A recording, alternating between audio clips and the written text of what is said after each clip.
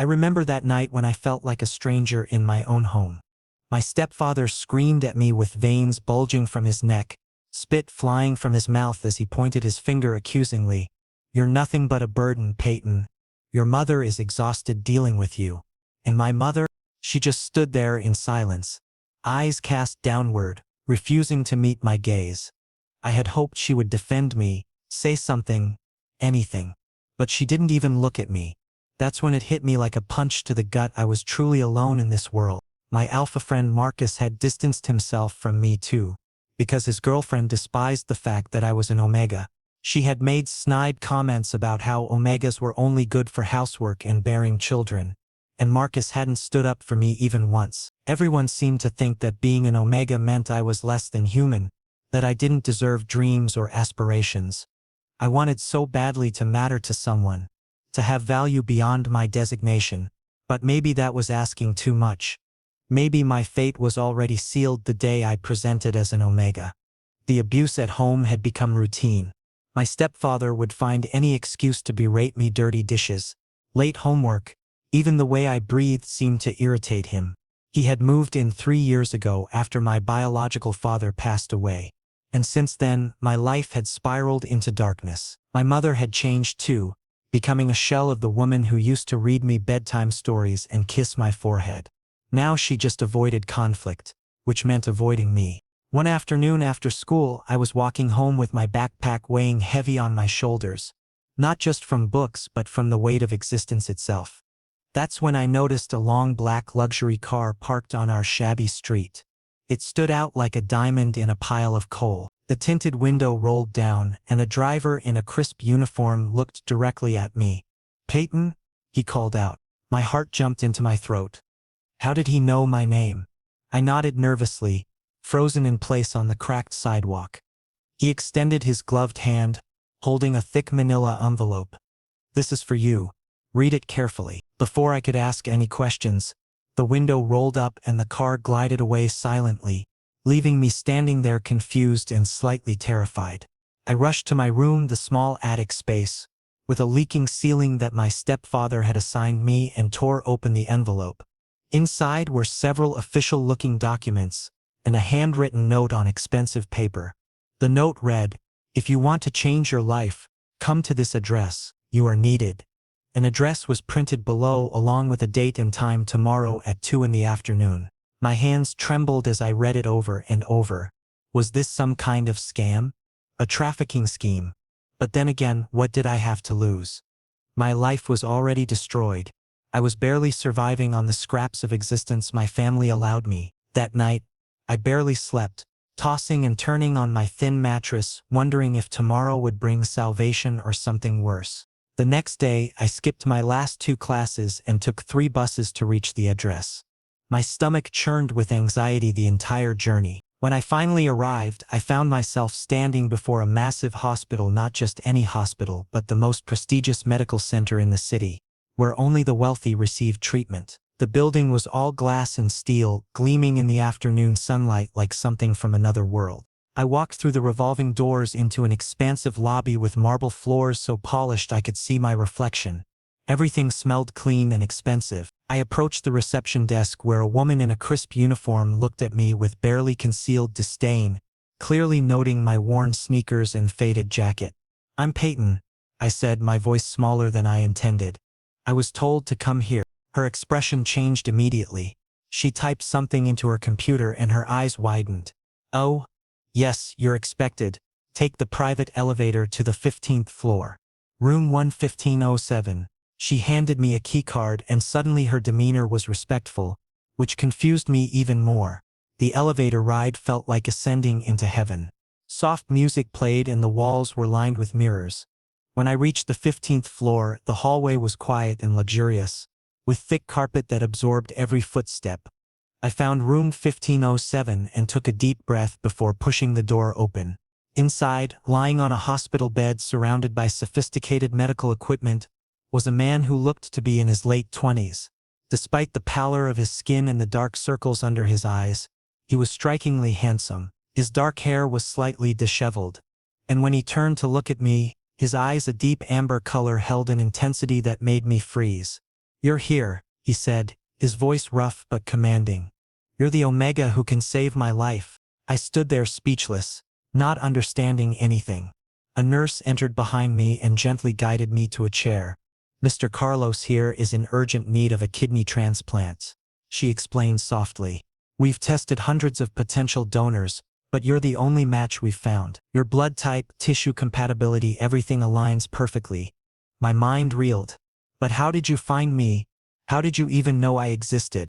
Carlos shifted in his bed, wincing slightly from the movement. I had my people search databases across the entire state. When your name came up as a potential match, I had you investigated.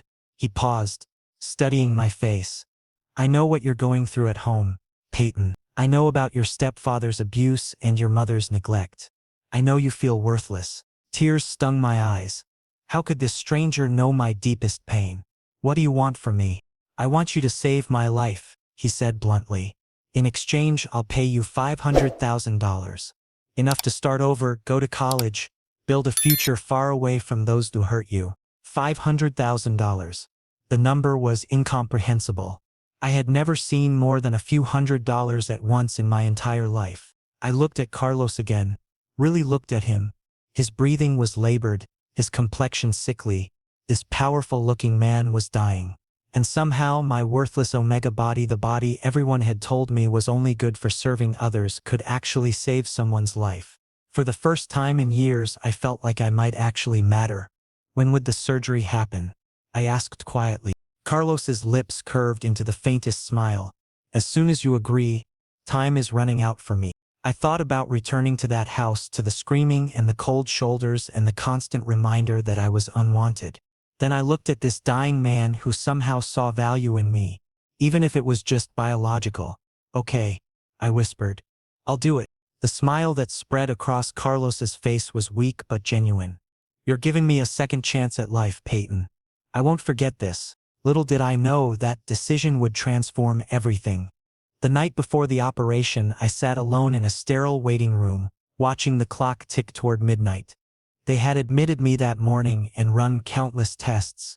Blood work, scans, psychological evaluations.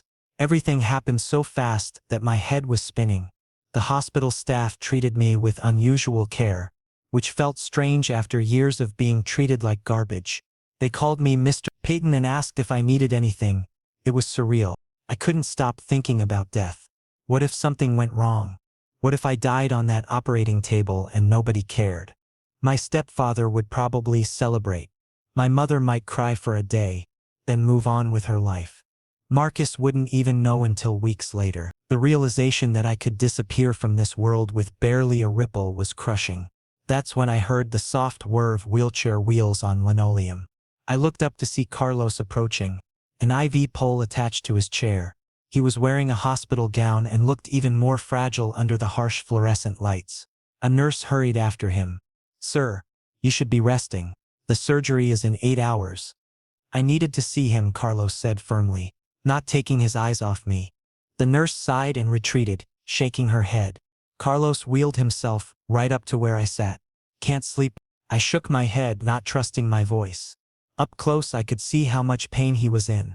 His jaw was clenched and his knuckles were white from gripping the armrests. Talk to me, he said. Tell me what you're thinking. I'm thinking about what happens if I don't wake up, I admitted, my voice cracking. I'm thinking that maybe nobody would even notice I was gone. Carlos was quiet for a long moment. Then he reached out and took my hand. His grip was weak but warm and real and human. Listen to me carefully, Peyton. If you risk your life for me and something goes wrong, I will never forgive myself. You need to survive this. You need to come back. Something about the way he said it with such conviction, such need made my chest tighten. Why do you care? You don't even know me. Maybe not, he said. His amber eyes locked on mine. But you're giving me the most precious gift anyone can give. That makes you important. That makes you matter more than you realize. I broke down then. Tears streamed down my face and I couldn't stop them. Years of pain and loneliness came flooding out. And Carlos just sat there, holding my hand, saying nothing. He didn't offer empty platitudes or tell me to stop crying. He just stayed with me. In that moment, I felt less alone than I had in years. Eventually, a different nurse came and insisted Carlos return to his room. Before he left, he squeezed my hand one more time. "See you on the other side," he said with a small smile. I watched him wheel away down the corridor, and for the first time, I felt genuine hope that tomorrow might bring something better. The surgery began at 8 in the morning. I remember the anesthesiologist telling me to count backward from 10. I made it to 7 before everything went black. When I woke up, the first thing I felt was pain, a deep, throbbing ache in my side, but I was alive. I was breathing. A doctor appeared beside my bed, smiling warmly. "The surgery was successful. Peyton, you did beautifully. We removed your left kidney and it's already functioning in Mr. Carlos. You saved his life today." I tried to process this information through the fog of painkillers. "Is he okay? Can I see him?" "Not yet. You both need to recover. But I can tell you he's stable and improving already. You gave him a fighting chance." The next 2 days passed in a blur of pain medication, monitoring, and slow recovery. Every time I woke up, I asked about Carlos, but the nurses would only tell me he was doing well. Finally, on the 3rd day, they transferred me to a wheelchair and took me down the hall to his room. The transformation was stunning. Carlos was sitting up in bed, color returning to his cheeks. The gray pallor was gone, replaced by a healthy warmth. His eyes, which had been dull and tired, now sparkled with life. When he saw me, his entire face lit up. "Peyton," he breathed, and the way he said my name made my heart skip.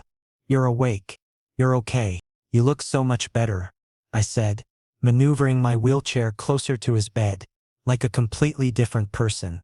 "That's because I am," he said, his voice stronger than before. "I feel like I've been reborn. Because of you." He paused, emotion flickering across his features. "How are you feeling? Are you in pain?" "Some," I admitted, "but it's manageable. The doctors say I'll recover fully." "Good."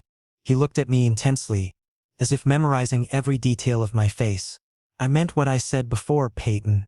The money is just the beginning. You've given me back my life. I'm in your debt now." I tried to laugh it off. "Just wire the money to my account and we'll call it even." But Carlos didn't laugh. Instead, his expression grew serious. "It's not that simple. I want to do more than just pay you. I want to make sure you never have to go back to that house. Never have to suffer again. Will you let me help you?" I didn't understand what he meant, but something in his tone made me nervous. "Carlos, you don't owe me anything beyond what we agreed to. Maybe not legally," he said quietly, "but morally, emotionally. Peyton, you gave me something priceless. I want to give you the same a chance at a real life." Before I could respond, his assistant Blake entered the room carrying a briefcase. "Sir, I have the documents you requested." Carlos nodded and gestured for Blake to approach. "Peyton, before you leave this hospital, there's something I need to tell you. Something about who I really am and what I can offer you. Will you hear me out?" I nodded slowly, curiosity and apprehension mixing in my stomach. Whatever was coming, I could sense it would change everything. Carlos took a deep breath, preparing to reveal whatever secret he had been keeping, and I sat there in my wheelchair, still recovering from surgery, about to have my world turned completely upside down for the 2nd time in a week. After I left Carlos's room, the nurses wheeled me back to my own space where I spent the rest of the day staring at the ceiling, wondering what he wanted to tell me. My mind raced with possibilities.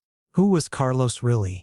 Why was someone so obviously wealthy and connected staying in a hospital under what seemed like heavy security? I had noticed armed guards stationed discreetly throughout the 15th floor. That wasn't normal for regular patients. The next morning, Blake appeared at my door with unexpected news. "Mr. Carlos is being discharged today," he informed me in his crisp professional tone. "He's requested that you be discharged as well. The doctors have cleared you for release." "Already? But it's only been 4 days since the surgery. You're healing remarkably well. And Mr. Carlos has arranged for private medical care at his residence. He wants you to recover there, under supervision of his personal physicians." My defenses immediately went up. "I can go home. I don't need charity." Blake's expression softened slightly. "With respect, Mr. Peyton, going back to your current living situation would be detrimental to your recovery. Mr. Carlos is offering you an alternative." At least hear what he has to say. Before I could argue further, Carlos himself appeared in the doorway, dressed in an expensive charcoal suit that made him look like a completely different person from the dying man I had met less than a week ago. He was still moving carefully, obviously sore from surgery, but the transformation was remarkable. "May I come in?" he asked. I nodded, suddenly very aware of how shabby I must look in my hospital gown. Carlos entered and closed the door behind him, leaving Blake outside. He pulled up a chair beside my bed and sat down with a slight wince.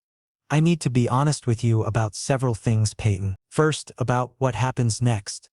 I can't let you return to that house. You can't tell me where I can or can't go," I said, trying to sound defiant despite feeling vulnerable. "You're right. I can't force you. But I'm asking you to listen." He pulled out his phone and showed me a document. "This is a report my investigators compiled on your home situation. Your stepfather took out loans in your name over $50,000 that he lost gambling. Your mother co-signed. Legally, you're liable for that debt. The moment you turn 18 next month, creditors will come after you." My blood ran cold. "That's impossible. I never signed anything." "He forged your signature. We have proof. But proving fraud in court would take months and cost money you don't have. In the meantime, you'd be harassed by debt collectors and potentially face legal action." Carlos's expression was grim. "I've already taken care of the debt.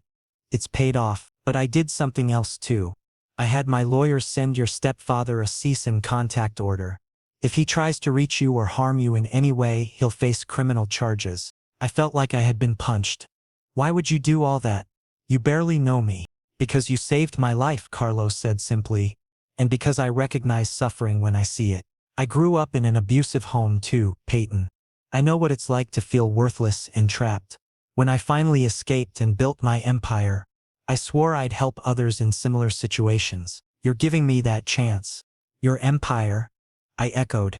"Carlos, who are you really?" He was quiet for a long moment, as if weighing how much to reveal. Then he spoke. "My full name is Carlos Hale. I own Hale Industries, a multinational corporation with holdings in technology, real estate, and pharmaceuticals. I'm worth approximately $8 billion. I'm also one of the most powerful alphas in this city." The room seemed to tilt. Carlos Hale. The name was everywhere, on buildings, in newspapers, on television. He was the reclusive billionaire who rarely gave interviews, whose face was seldom photographed. And I had just given him my kidney. "This is insane," I whispered. "I keep a low profile because I have enemies," Carlos continued. "Business rivals who would love to see me fail. That's why the security is so tight. That's why I've been so careful about revealing my identity." He leaned forward. "But you deserve to know the truth. You deserve to know exactly who you saved." My head was spinning. "So the $500,000 is still yours? But it's pocket change compared to what I want to offer you." He pulled out a folder and handed it to me. "I want you to come live at my residence.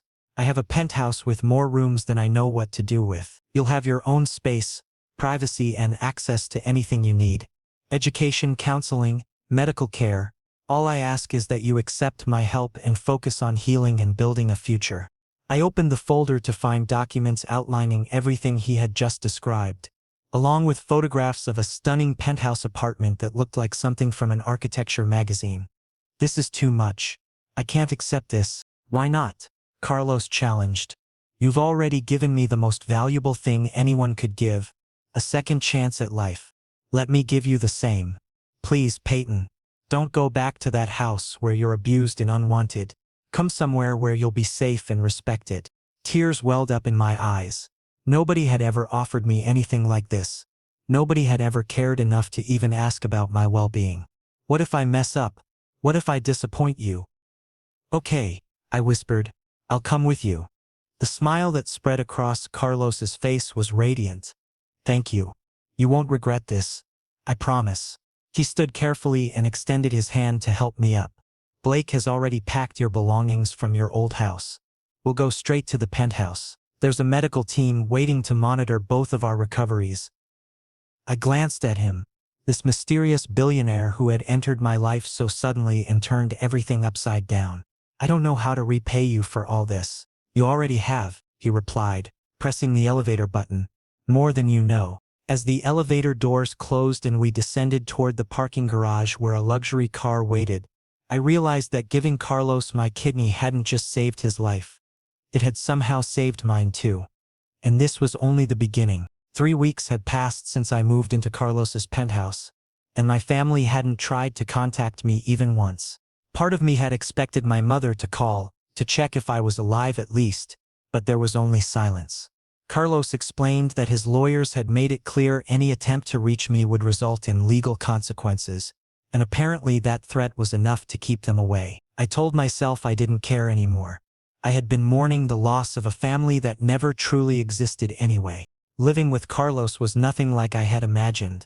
He gave me an entire wing of the penthouse, a bedroom larger than my old house's living room, a private bathroom with a tub I could practically swim in, and a small study filled with books. Every morning he insisted on driving me to follow-up appointments at the hospital, even though he had a company to run. His assistant Blake would call repeatedly, reminding him of meetings and obligations, but Carlos would wave him off.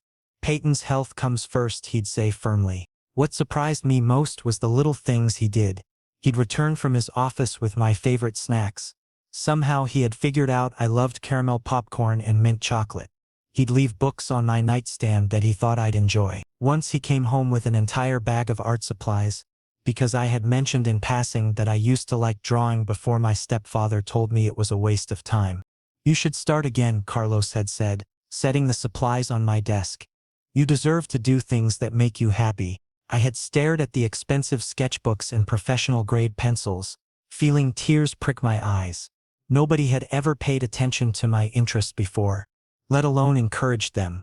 That night, I drew for the first time in years, and it felt like breathing after being underwater too long. One afternoon, Carlos asked if I wanted to see his office. I had been curious about his work but hadn't wanted to intrude. When we arrived at Hale Industries headquarters, I was overwhelmed by the scale of everything. The building was 50 stories of glass and steel, with Carlos's name emblazoned at the top. Security guards straightened when they saw him. Employees practically jumped to attention in the elevators, and everyone we passed seemed to hold their breath until we moved on. His office was on the top floor, a massive space with floor-to-ceiling windows overlooking the entire city. There were multiple seating areas, a conference table that could fit 20 people, and a desk that looked like it cost more than a car. This is where I spend most of my time, Carlos said, watching my reaction carefully. What do you think? It's intimidating. I admitted, all of this power concentrated in one person. Don't you ever feel overwhelmed? Every single day, he said quietly. That's why having you at home means so much. You're the only person who doesn't want something from me, who doesn't see me as Carlos Hale the billionaire. You just see me. His words made my chest tight. I walked to the windows and looked out at the sprawling cityscape below. Sometimes I still can't believe this is real. That I'm here, that you're doing all of this for me. It feels like I'm going to wake up back in that attic room. Carlos came to stand beside me, close enough that I could feel the warmth radiating from him. It's real, Peyton, and you belong here just as much as I do. That evening, Carlos surprised me by taking me up to the building's rooftop terrace. I hadn't known it existed. A private garden space with trees, flowering plants, and a stunning view of the city lights beginning to twinkle as dusk fell. The air was cool and fresh, carrying the scent of jasmine from somewhere nearby. We stood at the railing, watching the sun set in shades of orange and pink. Carlos was quiet for a long time before he finally spoke. Can I ask you something personal? Of course, I said, leaning against the railing. Are you content here? Living with me, I mean. Not just the material things, but the actual situation. Do you feel trapped in any way?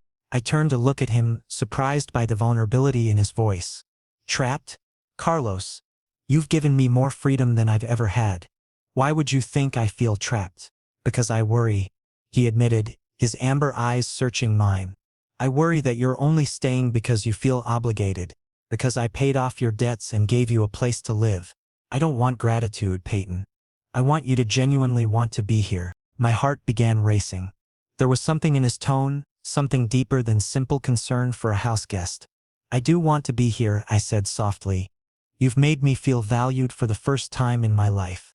How could I not want to stay? Carlos turned to face me fully, and I could see the conflict in his expression. There's something I need to tell you, and I've been putting it off because I don't want to complicate things or make you uncomfortable. What is it? I asked, suddenly nervous. He took a deep breath, as if steeling himself. These past few weeks, getting to know you, seeing who you really are beneath all the pain and trauma, it's changed something in me. You're not just the person who saved my life anymore. You're so much more than that. I couldn't breathe. I knew what was coming, and part of me wanted to run while another part wanted to stay and hear him say it. I have feelings for you, Peyton, Carlos said, his voice rough with emotion.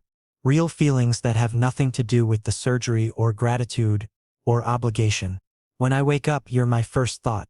When I'm at work, I'm counting the hours until I can come home to you. And I know this might be too much, too fast, but I can't keep pretending anymore.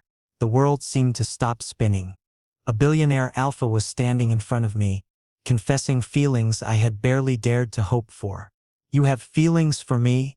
I whispered. But I'm nobody. I'm just a broken omega with nothing to offer. Don't you dare say that, Carlos said fiercely, stepping closer. You're brilliant and kind and stronger than anyone I've ever met. You survived years of abuse and still have the capacity to be gentle. You gave a piece of yourself to save a stranger's life. How can you call yourself nobody? Tears spilled down my cheeks. I don't know how to do this. Nobody's ever wanted me like this before. Then let me show you what it's like to be wanted, Carlos said, reaching up to gently wipe my tears with his thumb. Let me prove that you deserve every good thing in this world. I'm not asking you to feel the same way right now. I just needed you to know the truth about what's in my heart. I looked into his eyes and saw nothing but sincerity and tenderness. My whole life I had been taught that omegas were worthless, that we existed only to serve others.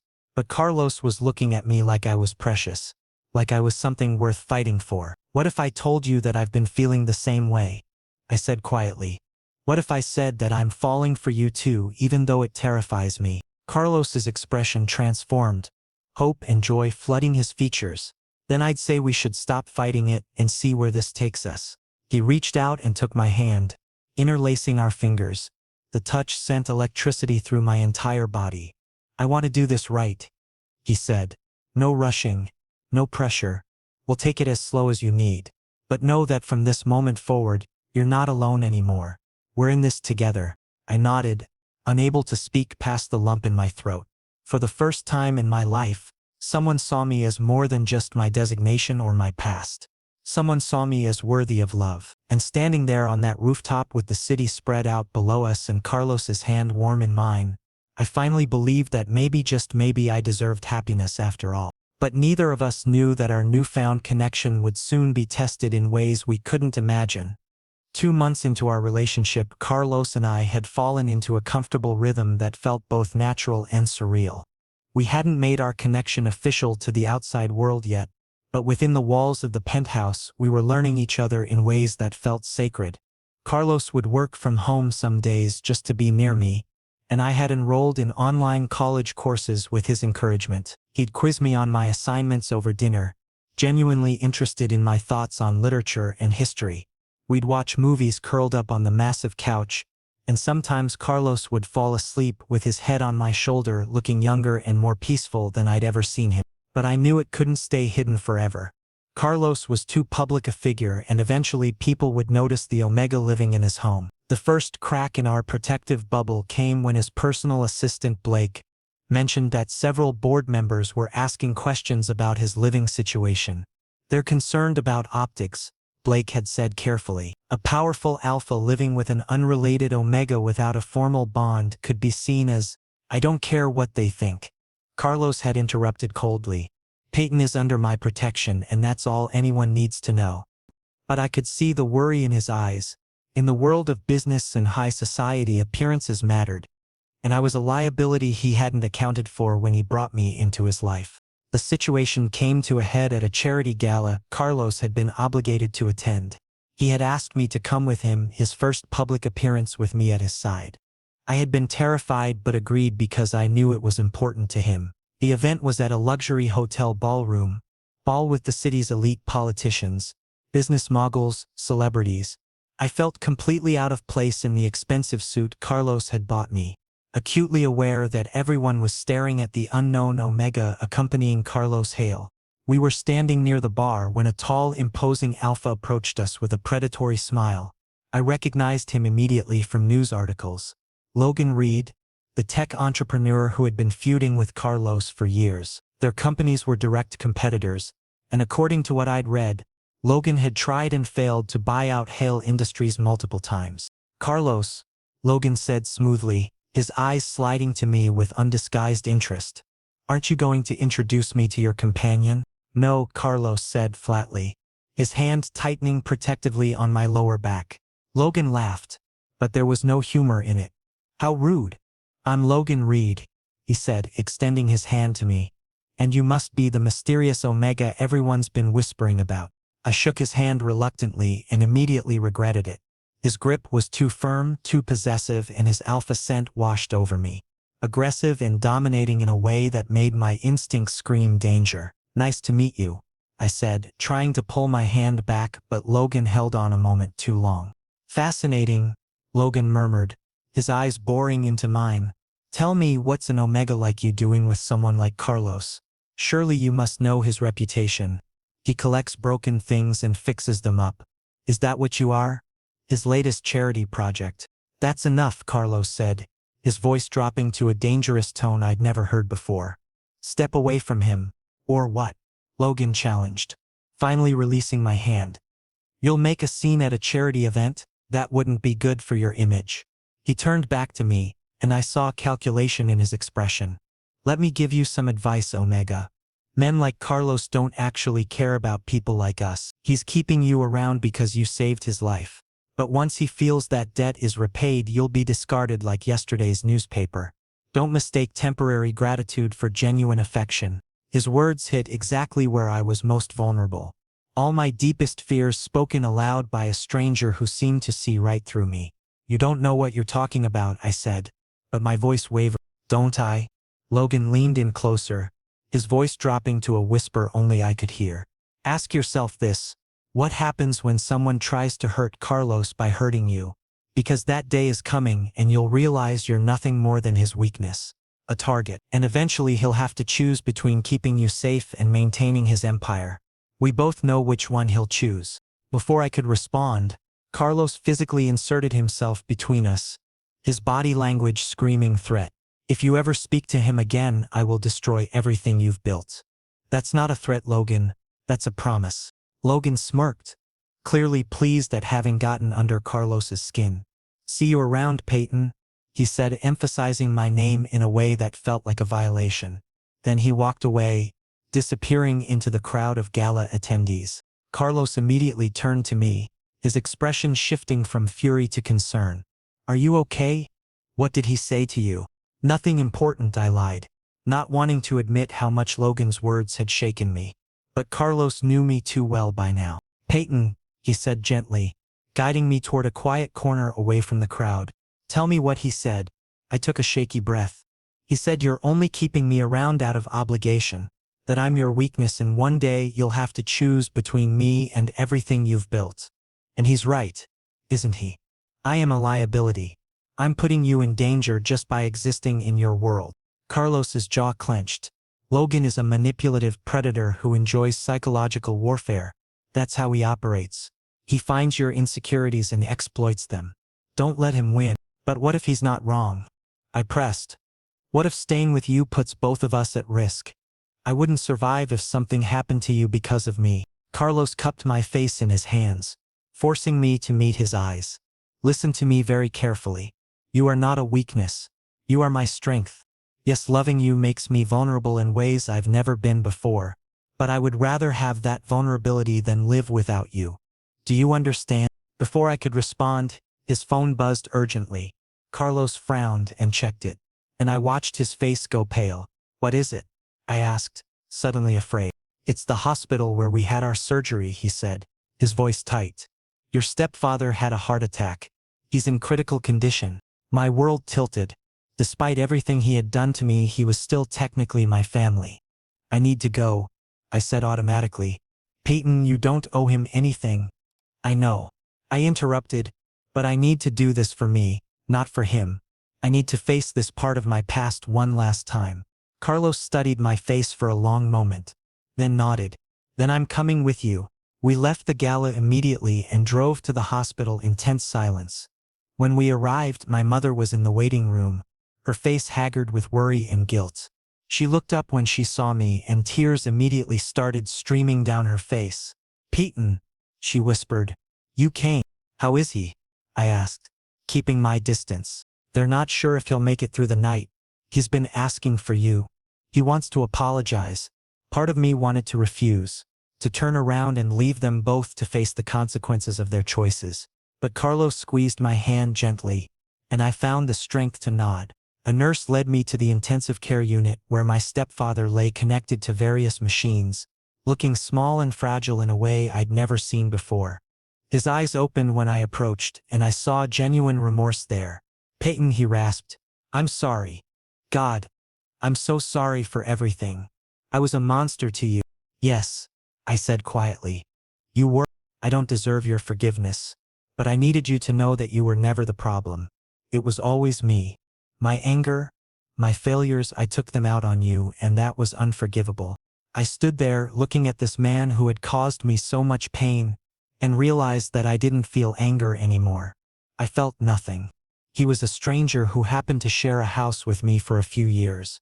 "I forgive you," I said, "not for him, but for myself. Not because you deserve it, but because I deserve peace." His eyes closed, tears leaking from the corners. "Thank you." I left without another word, and Carlos was waiting for me outside the door. As we walked toward the elevator, I felt lighter than I had in years. I had faced my past and released it. But just as we stepped into the parking lot, I felt rough hands grab me from behind. A cloth covered my mouth and nose, and I smelled something chemical and wrong. I tried to scream for Carlos, but the world was already going dark. The last thing I heard was his voice shouting my name, and then there was nothing but blackness. I woke up with a pounding headache, my hands bound behind my back and my body aching from being thrown around. The space around me was dark except for a single flickering bulb hanging from a high ceiling. I was in some kind of warehouse, abandoned from the looks of the rusted equipment and broken windows. My heart raced as memories flooded back. The hospital, the parking lot, someone grabbing me, Carlos shouting. How long had I been unconscious? Where was Carlos? Was he hurt? Finally awake. "I see," a familiar voice said from the shadows. Logan Reed stepped into the dim light, accompanied by 3 large men who were clearly hired muscle. He looked nothing like the polished businessman from the gala. Now his expression was cold and calculating, his alpha scent deliberately oppressive. "Sorry about the rough handling. My associates can be a bit enthusiastic. What do you want from me?" I demanded, hating how my voice shook. "What I want is simple. I want to watch Carlos Hale suffer," Logan said, pulling up a metal chair and sitting backward on it, arms crossed over the back. "You see, 5 years ago Carlos bought out my first company when I was struggling financially. He didn't need it. He just wanted to prove he could take it from me. That move cost me everything. My reputation, my investors' trust, nearly my entire fortune. I've spent years rebuilding, and now I'm going to return the favor by taking what matters most to him. Hurting me won't accomplish anything," I said, trying to sound braver than I felt. "Carlos will find me." "Oh, I'm counting on it," Logan said with a cruel smile. "In fact, I've already sent him your location. He should be here any minute now. And when he arrives, I'm going to force him to make a choice. Hand over controlling interest in Hale Industries or watch you die. Either way, I win." Fear coursed through me, but alongside it was anger. I was so tired of being used as a pawn, of being the weak link that others exploited. "You're delusional if you think this will work. Carlos isn't going to negotiate with terrorists." "We'll see," Logan said, standing up. He walked over to me and grabbed my chin roughly, forcing me to look up at him. "You know what's truly pathetic? You actually believe Carlos loves you. But love is a weakness in our world, Omega. And weakness always gets exploited. Then I guess that makes you weak too." I shot back. "Because you're so obsessed with revenge that you've become exactly what you claim to hate, someone who uses others to feel powerful." Logan's expression darkened, and his hand moved as if to strike me, But suddenly there was a tremendous crash as the warehouse's main door exploded inward. Carlos stood in the doorway, flanked by at least a dozen security personnel and several police officers. His face was a mask of controlled fury, his alpha presence so overwhelming that even Logan's hired men backed away instinctively. "Let him go," Carlos said, his voice deadly calm. "Now." Logan grabbed me and pulled me to my feet, producing a knife from his jacket and holding it against my throat. "Don't come any closer or I'll open his throat." Everything seemed to move in slow motion. I felt the cold press of the blade against my skin, heard Carlos's sharp intake of breath, saw the police officers raising their weapons, but I also noticed something Logan hadn't. One of the security team members had circled around behind us, moving silently through the shadows. "This is your last chance, Logan," Carlos said, taking a careful step forward. "Release him and maybe you'll only face kidnapping charges. Hurt him and I promise you won't live to see a courtroom." "You think I'm afraid of your threats?" Logan snarled. "I've lost everything already. What more can you take from me? Your freedom, your life. Every single thing you've rebuilt. I will erase you so completely that people will forget you ever existed," Carlos said, and the absolute certainty in his voice made even me shiver. "But if you let Peyton go right now, I'll show mercy. One chance, Logan. Choose wisely." For a moment, I thought Logan might actually consider it, but then his grip tightened and I felt the knife press harder against my throat. "Go to hell, Hale." He never finished the sentence. The security guard who had flanked us moved with lightning speed, grabbing Logan's knife hand and twisting it away from my throat. I threw my weight forward, breaking free of Logan's grip, and suddenly there were police officers swarming around us. Logan was wrestled to the ground, handcuffed and arrested within seconds. The entire confrontation was over almost as quickly as it had begun. And then Carlos was there, wrapping his arms around me so tightly I could barely breathe. "You're safe," he kept repeating, his voice breaking. "You're safe. You're safe. I've got you." I clung to him, shaking uncontrollably as the adrenaline drained from my system. "I knew you'd come. I never doubted it. I will always come for you," Carlos said fiercely, pulling back just enough to examine my throat where the knife had been. There was a small cut, barely bleeding, but his eyes darkened with rage at the sight of it. "He hurt you." "I'm okay," I assured him. "Carlos, I'm okay." The police took my statement and led Logan away. As I watched him being shoved into a patrol car, still shouting threats and curses, I realized something important. He had been wrong about everything. Love wasn't a weakness. It was what had saved me tonight. Carlos's love had moved mountains to find me, had brought an army to rescue me, had shown me that I was worth fighting for. A week later, Carlos took me to his lawyer's office for what he said was an important meeting. I had no idea what to expect, but when we arrived, there were documents spread across the conference table. "What's all this?" I asked. "These are adoption papers," Carlos said, watching my reaction carefully. "I want to make our relationship official in every possible way. I want you to be legally recognized as part of my family, with all the rights and protections that entails. No one will ever be able to question your place in my life again." Tears spilled down my cheeks as I stared at the papers. "You want to adopt me? But we have feelings for each other. Isn't that strange? The adoption is about legal protection and ensuring your security. But there's more," Carlos said, pulling a small velvet box from his jacket. He opened it to reveal a stunning ring with a deep blue stone that seemed to capture light. "This is a bonding ring, Peyton. I'm asking you to be my mate, not just legally through adoption, but emotionally and spiritually for the rest of our lives. I want to wake up next to you every morning. I want to build a future together. I want everything with you." My heart felt like it might burst from my chest. "Are you asking me to marry you?" "Yes," Carlos said simply. "I know it's fast and I know we've been through trauma together, but I've never been more certain of anything. You're my second chance at life in more ways than one. So what do you say, Peyton? Will you bond with me?" I looked at this incredible alpha, who had seen me at my lowest and still thought I was worth saving, who had protected me and cherished me and shown me what real love looked like. There was only one possible answer. "Yes," I whispered. 1,000 times yes. Carlos slipped the ring onto my finger and kissed me with such tenderness that I forgot we were in a room full of lawyers. When we finally pulled apart, he was smiling wider than I'd ever seen. "You've made me the happiest alpha alive." We signed the adoption papers that day, making our bond official in the eyes of the law. And a month later, we held a small private ceremony where we exchanged vows and completed our mating bond. As I stood there with Carlos, promising to love him for the rest of my life, I thought about how far I'd come from that broken Omega living in an attic. I had given Carlos my kidney and saved his life. But in return, he had given me something far more precious. He had given me myself. He had shown me that I was worthy of love, capable of strength, deserving of happiness. Together we had faced darkness and emerged stronger. "What are you thinking about?" Carlos asked later that night as we lay tangled together in bed, both wearing our bonding rings. "I'm thinking about how you told me once that I gave you a second chance at life," I said, tracing patterns on his chest. "But the truth is, you gave me my first real chance at living. Everything before you was just survival." Carlos kissed my forehead gently.